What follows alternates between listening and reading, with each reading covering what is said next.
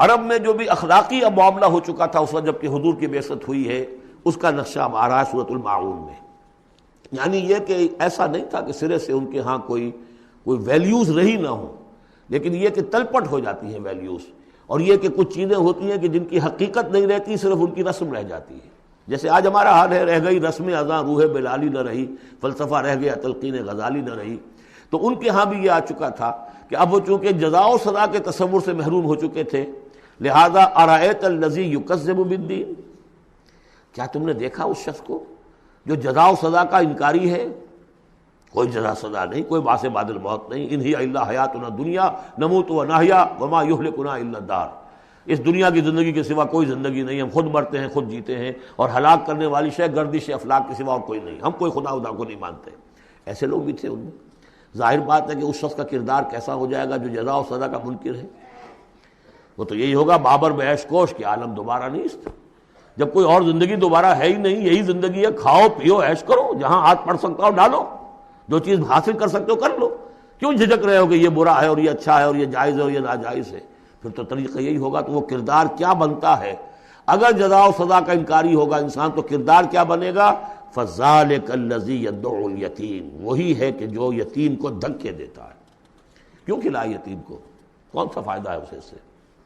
وَلَا يَحُضُّ عَلَىٰ طَعَامِ الْمِسْكِينِ، اور کسی مسکین کو کھانا کھلانا خود تو درکنار، کسی اور کو بھی اس کے لیے کوئی تلقین کرنے کو تیار نہیں. اس لیے کہ اندیشہ یہ ہے کہ میں اسے تلقین کروں گا تو پلٹ کر مجھ سے نہ کہے کہ تم کیوں نہیں کھلاتے.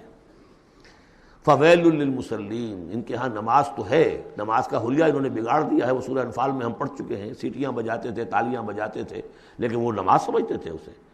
وہ طواف کرتے تھے خانہ کعبہ کا، اور اس میں سب سے اونچا طواف سمجھتے تھے اس کو کہ مادر ذات برہنہ ہو کر طواف کیا جائے. یہ سارے تکلفات ختم کر کے، اور بالکل جیسے دنیا میں آئے تھے، اللہ نے جب ہمیں بھیجا تھا تو اللہ کے گھر میں آئیں تو اسی طریقے سے آئیں جیسا کہ اللہ نے دنیا میں ہمیں بھیجا. اب ان کے یہ تصورات تھے. فَوَيْلٌ لِّلْمُصَلِّينَ الَّذِينَ هُمْ عَنْ صَلَاتِهِمْ سَاهُونَ، تو تباہی ہے، ہلاکت ہے، بربادی ہے ان نماز پڑھنے والوں کے لیے جو اپنی نمازوں سے غافل ہیں. اس کی روح ختم ہو چکی ہے، شکلیں بھی بدل دی گئی ہیں. ہمارے ہاں اللہ کا شکر ہے اس امت میں شکل نہیں بدلی ہے. صلو کما رأیتمونی اصلی، اللہ کا فضل ہے.